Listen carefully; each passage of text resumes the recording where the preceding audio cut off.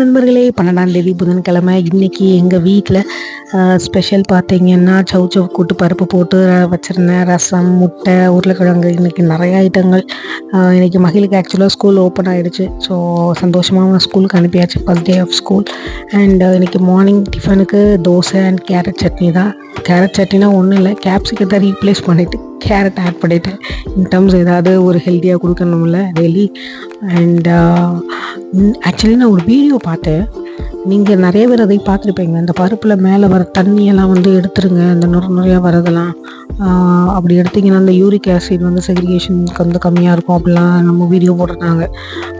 So எனக்கு கொஞ்சம் ஒரு பயம், இதெல்லாம் உண்மையாக இருக்குமோ அப்படின்னு சொல்லிட்டு நானும் இன்றைக்கி எடுத்துகிட்டு பண்ணேன். சரி பார்க்கலாம், டெய்லி எவ்வளோ அவசரமாக காலையில் கிளம்பும் போது இதெல்லாம் பண்ணுறதுக்கு டைம் இருக்குமான்னு தெரியல. எவ்வளோ சிம்பிளாக ஈஸியாக குக் பண்ணி லஞ்சை பேக் பண்ணிவிட்டு நம்ம ருட்டீனுக்கு போகிறதுக்கு தான் எப்போவுமே ஓடுறது.